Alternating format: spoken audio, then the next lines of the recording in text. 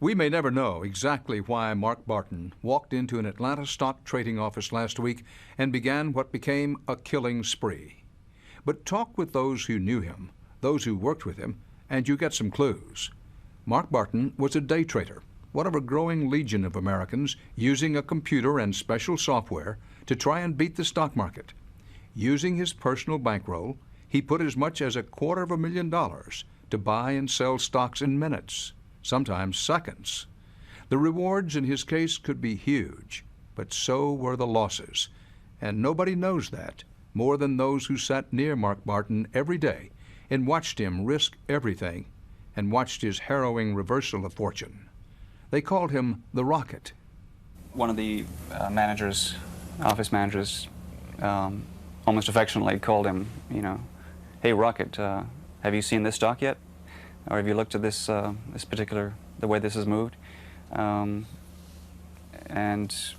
the reason being is that he liked to get on stocks that were moving fast. And as in a rocket right up. Right. Or down. He was comfortable playing long or short, up or down. He didn't care. Francis Chadwick traded alongside Mark Barton for close to a year. They sometimes shared stock tips. When he was, for instance, trading a stock, he would become very animated, and he would say, he would get he'd have an outburst like, "I love this stock," and he would get just very excited about it. But as you watched the television and it dawned on you what Mark Barton had done, what did you think? I still don't know what to think. It's just an absolute nightmare. What Barton did was first kill his wife and 2 children, then 9 people at 2 Atlanta day trading firms where he used to do business. It ended a few hours later when he turned a gun on himself after being cornered at a nearby gas station. He left behind a suicide note vowing to, quote, "kill as many of the people who greedily sought my destruction," end quote. You said it was cold and calculating. Premeditated, yes. What makes you say that? He was like a robot. From all the eyewitness accounts, in 10 or 15 seconds, he killed 5 people and maimed 3, critically injured 3 or 4. One person took out half his brain, still alive. Francis Chadwick and Mark Barton traded stocks at Alltech Investment Group in Atlanta, a business started by Harvey Houtkin. Apparently he walked in, he went to the back where he called for the 2 branch office managers to speak to him. They went in the office, they closed the door, and the branch office manager told my contact down there that when he took out the 2 guns, they weren't even concerned. They thought he was just showing them 2 guns for, hey, look what I got, or do you want to buy these, or do you need them, and he had the last thing on their mind until they actually got hit with a bullet was that he was there to shoot them. Barton was one of almost 7,000 Americans who trade stocks at a furious pace. Using a computer, they place an order to buy a stock. If the stock goes up, they will sell it immediately, not in a few years or a few months, in a few minutes, turning a profit of a few cents on each share. Multiplied by thousands of shares, it adds up. Barton opened an account with Alltech in April 1998.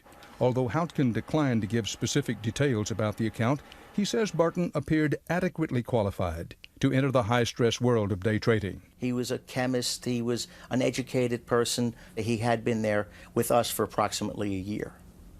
Is that considered a long time? Well, if you're not going to make it as a trader, you're not going to last a year. It doesn't take a year for the market to have its way with you. And there were days at Alltech when Barton had his way with the market. And the branch manager told me that he sat next to him one day when he made $106,000. He made $106,000 in one day. Is that considered a $100,000 swing one way or the other? For the average day trader that would be a lot who's in your firm, would that be a lot of money? Yes, but he wasn't necessarily just average. He traded, from what I understand, more aggressively than most average day traders. What would be a large position by your definition?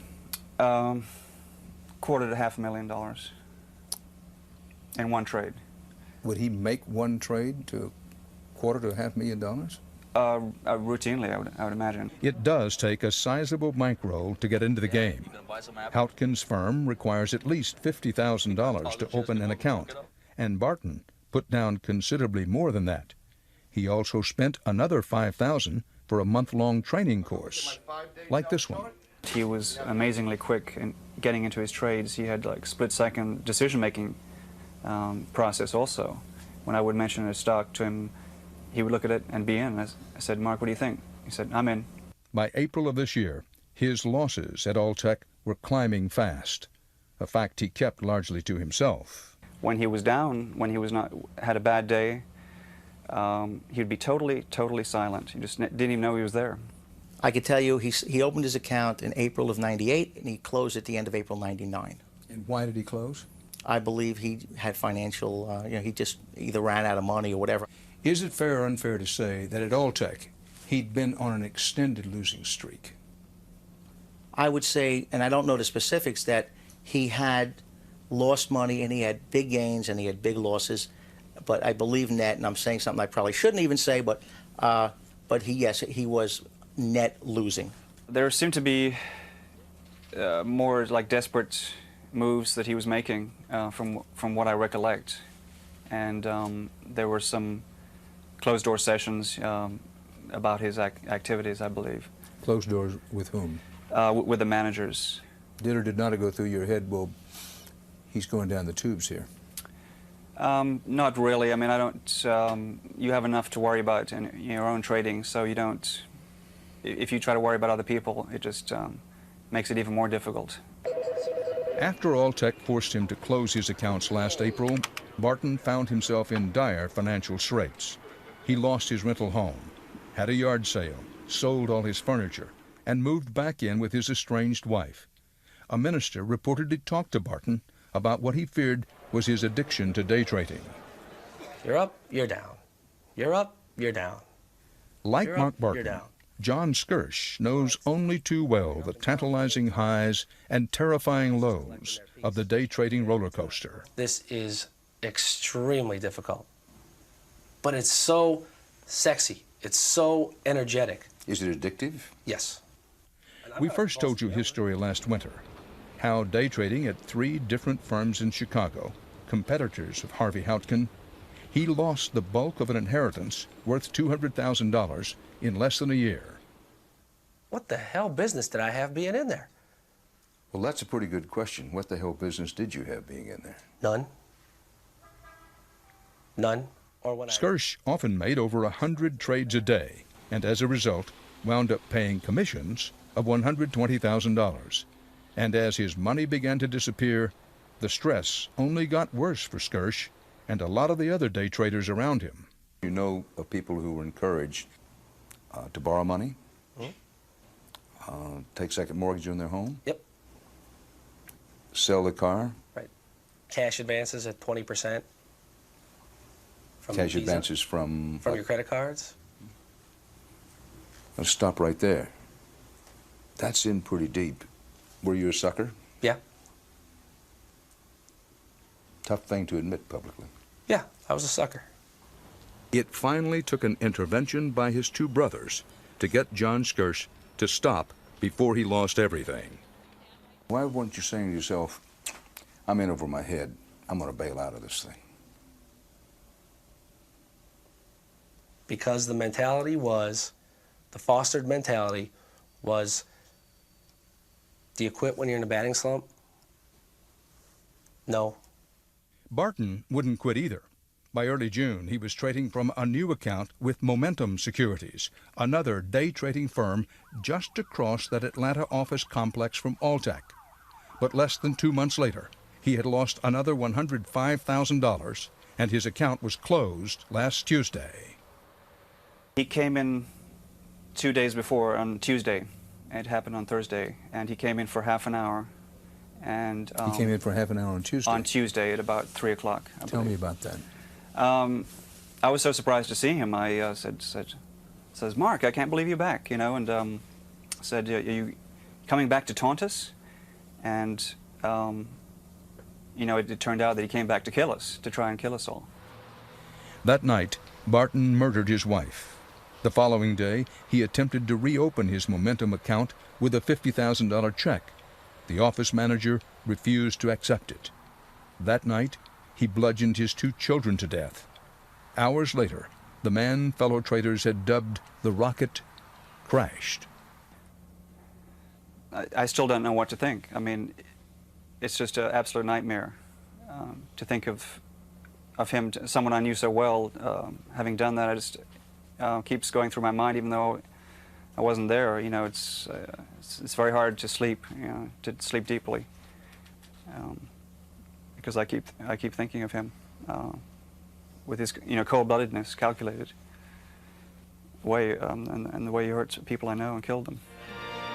The tragedy has put a very public spotlight on day trading, even though Mark Barton had serious psychological problems unrelated to day trading.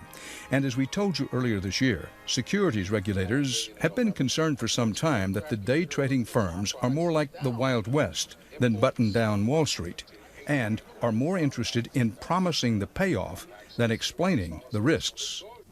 Last winter, Massachusetts Secretary of State William Galvin sued Harvey Houtkins' firm, Alltech, charging that it was targeting potentially vulnerable people like senior citizens, just graduated students, and laid-off workers. The case was settled last May. I used to regulate gambling in Massachusetts, so the rhetoric is often the same, and the rhetoric is, this is going to change your life. This is going to make your dreams come true. And the suggestion that somehow it's foolproof. Too strong or not to say, if it takes $50,000 to ante up to get in the game, you need to ask yourself, can I afford to lose the whole $50,000? Oh, I don't think that's too strong at all. I think it's important for people to know that. It's important for people to know that they could lose everything. In your experience, how many people actually make money in the end day trading? Give me a percentage. It depends on the person. It's a percentage. I've been quoted as saying 30% of the people who go through training will make it as a trader, meaning they'll make it as a full-time trader. About 3 out of 10 will go on to making trading part of their life, what they do. Most securities regulators believe the odds are much worse than that. That as many as 9 out of 10 day traders, just like Mark Barton, lose money. But it's a gamble most of them are willing to take. Just yesterday, the offices where Barton killed 9 people and wounded 13 others reopened for business. Trading has resumed. Do you see any correlation between what Mr. Barton did in terms of killing and maiming people and what he tried to do for a living, day trade? No. My instinct is this did not bring it on, that this man was far more trouble than losing a few dollars, because he had been accustomed to losing money. It's not the first time he had lost money. It's not the time he had made money. So I do not believe that this made him do it. I think there's far deeper problems in this man than what was, than a few trading losses.